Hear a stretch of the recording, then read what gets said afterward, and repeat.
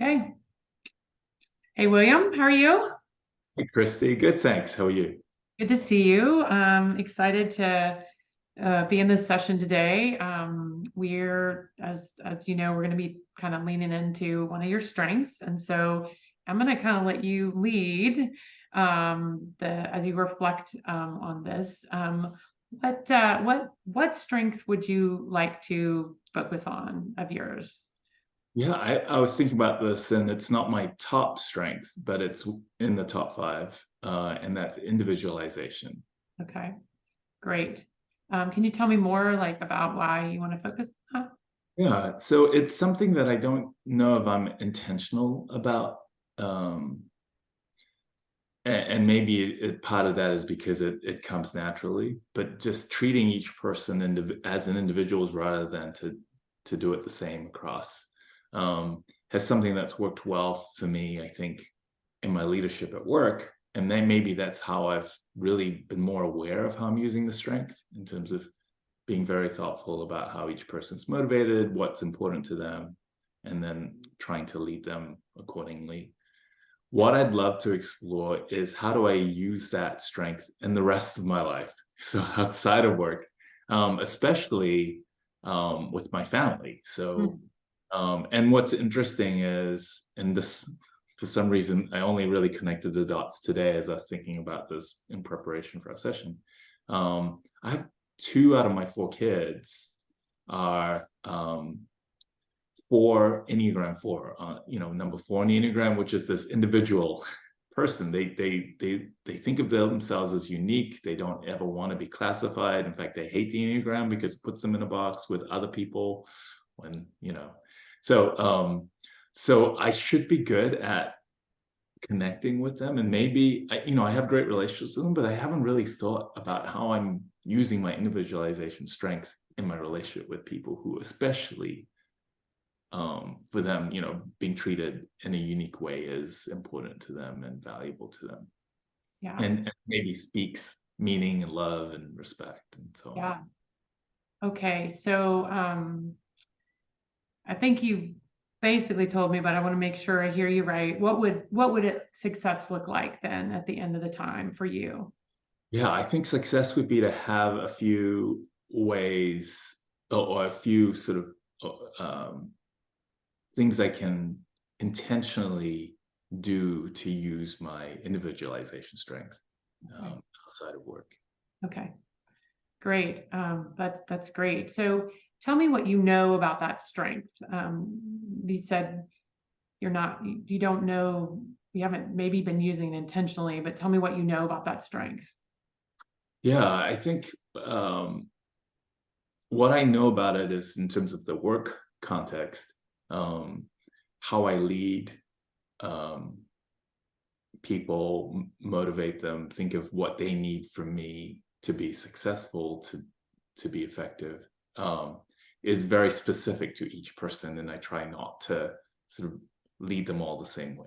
Um, and so even how I, in a work context, how I would spend my one-on-one sessions with them, um, to check in with them, would be very different from direct report to direct report. And I think they feel special. They feel like I'm listening to them. They feel heard. They feel sort of understood in a way that is specific to them. So I think that's been helpful because that's sort of fostered sort of trust and connection Mhm. um, in my relationships at work.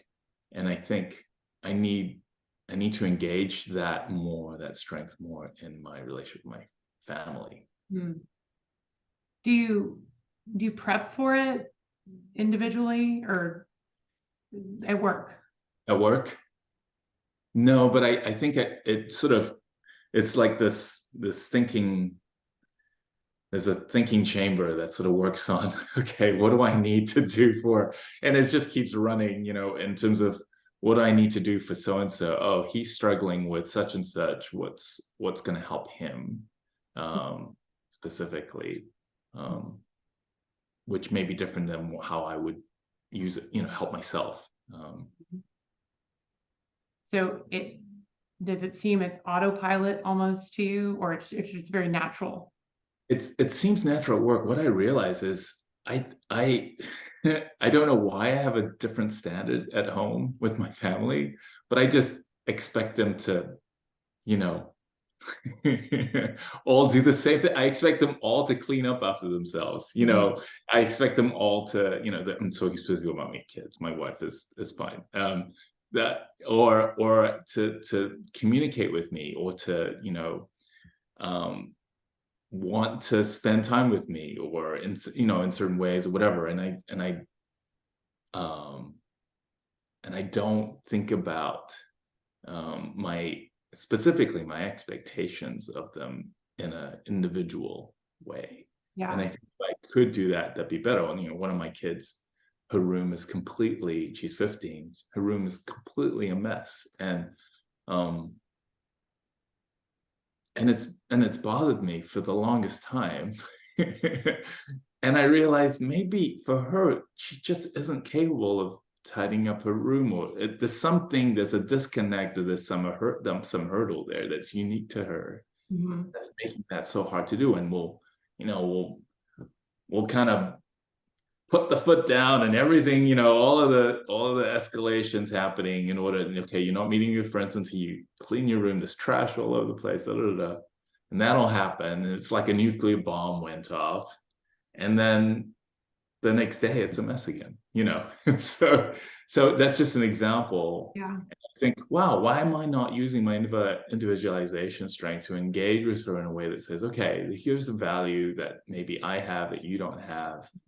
You know, how do we negotiate this um so that I don't, you know, I don't feel this constant conflict, and you don't feel like I'm constantly putting something on you that you don't care about, you know. Yeah.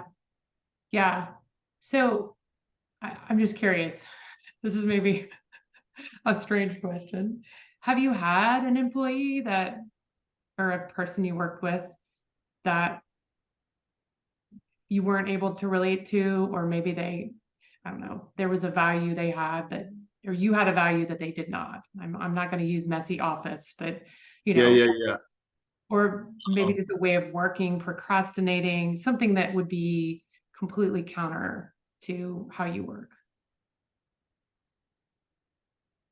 yeah, yeah, and I've had um yeah, I've had employees that had different values than I do. You know, one that was really operated more as a mercenary. They didn't care which team they worked for, or, you know, which company they're at. A better offer comes, they're off, you know, sort of thing. And that actually happened, and I saw that sort of take place. And during the time, I was trying to help them understand how that impacts the people that they're working with, especially in the culture that we're in. Yeah. Um, and I, you know, so things, that's an example. But yes, I've had that. And I guess for some reason, because it's work, I just put more energy and effort and Mhm. attention to Yeah. it. I Um, wonder, is there something also though, because it's work, it isn't as personal? I mean, uh, that's interesting. Yeah, I mean, yeah. in this case, it sounds like that guy just made his own bed. So, Yes, that's right. To use the tidy room analogy, sorry, yes. I had to go there. So No, that was good. I think the personal part is actually very interesting. I think you're right. I think it wasn't, I mean,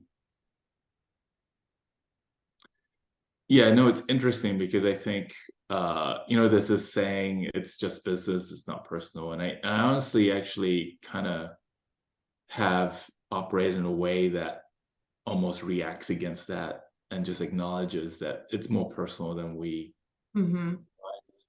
And hmm so even in the work context, it's hmm business and it's personal. And if we don't keep our relationships clean, it's going to affect our business. And so, um, but you're right. I didn't take it personally. Like, I didn't take it as an offense against me per hmm se.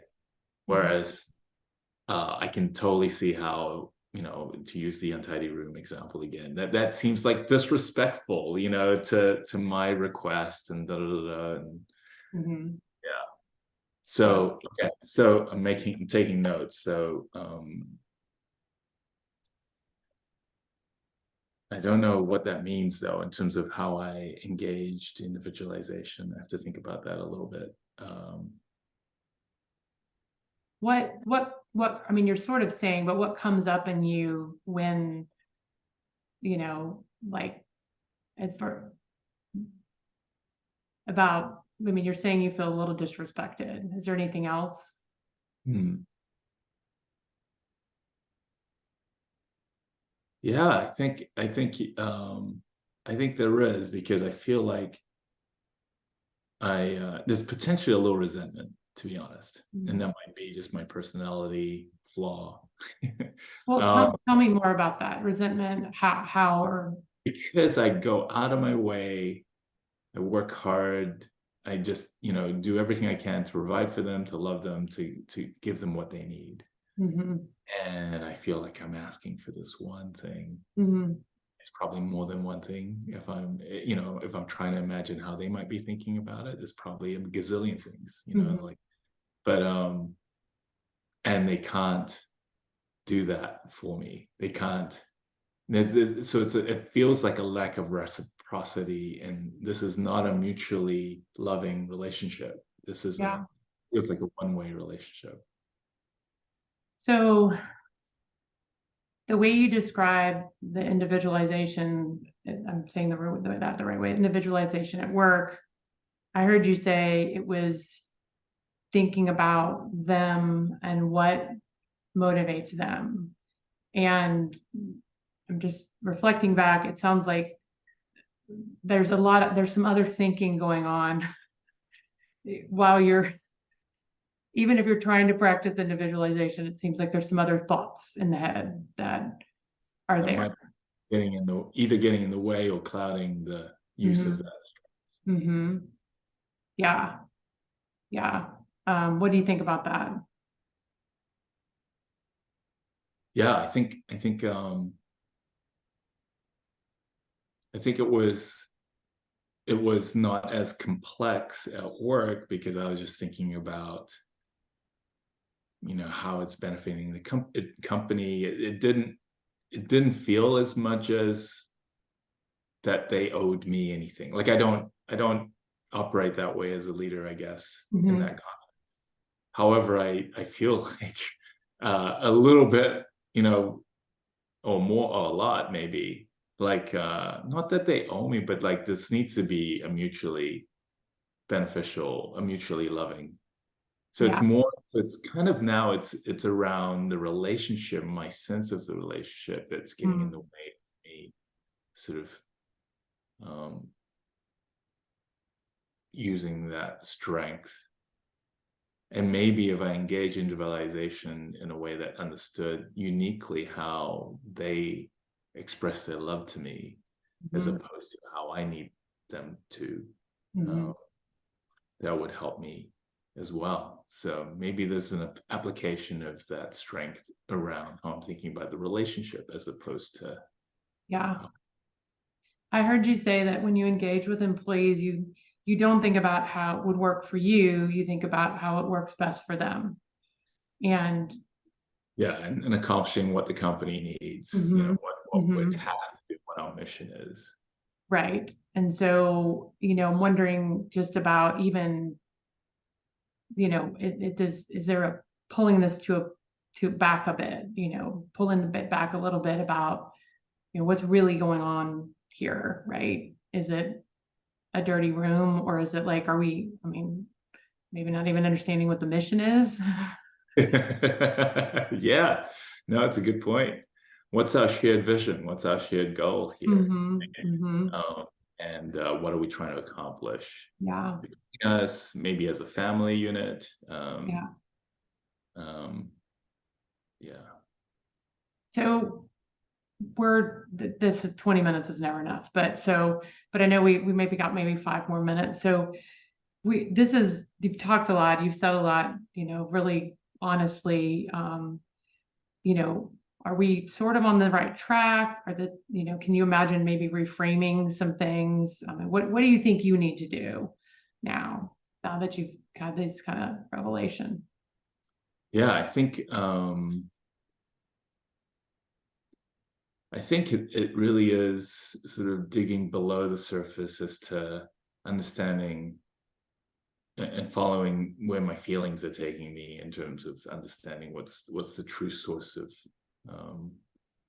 my frustration. And maybe that's really what the issue is. It's just and there's some sort of intuitive sense of, oh, I need to use the strength in a way, but I didn't really connect the frustration and the way in which I'm using my strength, in that specific strength.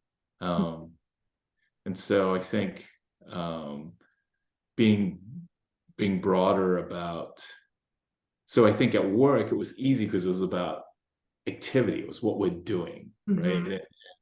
Maybe there's motivation and other stuff, but that's still tied to this very clear sense of, what needs to be done, execution.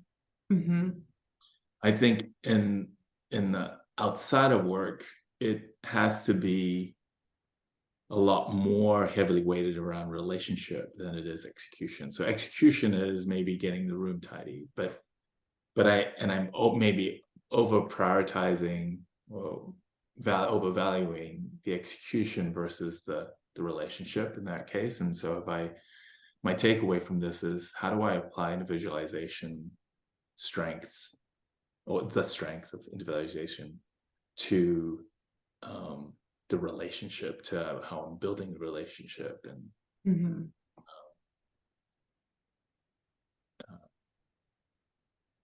as opposed to getting something done. Yeah. And you've said this, but I'm going to reflect back and I'm maybe, well, as a coach, I'm just thinking of also partly what we learn in class is that, if we have the emotion and it takes us back to the amygdala, which resentment sounds a lot like down in that area, or at least moving, versus in individualization, to me, my understanding is a creative, it's a hope-filled, it's a very prefrontal cortex skill. So, knowing you have it, but being not able to access it because of you said you think you might have an emotion getting in the way. Which, no, does that resonate at all? Yeah, it hadn't occurred to me, but yes, in terms of being creative about how I use that strength, I'm going to need to get out of the amygdala to be able to do that. Yeah. And there's nothing like a teenage child to put you in your amygdala. Thank you for saying that. Thank you for calling that out, because yes, it's like their best skill. Yes. Like, you can feel it over here. And flight is not an option usually. So I'm yes, and I'm a little more ready to fight in those situations, which is not a great response. Yeah. So what would it be like, almost like being able to identify that, like kind of practice identifying that in the moment? Yeah. I think now that I've sort of uncovered this deeper issue in using my strength there, I think I'm going to try to pay more attention to how my emotions are sort of giving me clues as to what's going on, or that there is something going on below the surface. And then remember to sort of prioritize the relationship over the execution. Yeah. And then you can write a book for all the other parents. Oh, William, we're about to the end. Is there anything else we need to wrap up? I don't want to leave anything on the table, or, that you want to say more. No, this has been helpful. Thank you, Christy. I think and I'm glad I brought up that what seemed like, I thought it was a silly example, And yet it turned out to be something, the tidying room issue. It turned out to be something that provided some clues, important clues to what was going on. So, Yeah. thank you for cluing in on. Okay. All right, let me stop the recording here.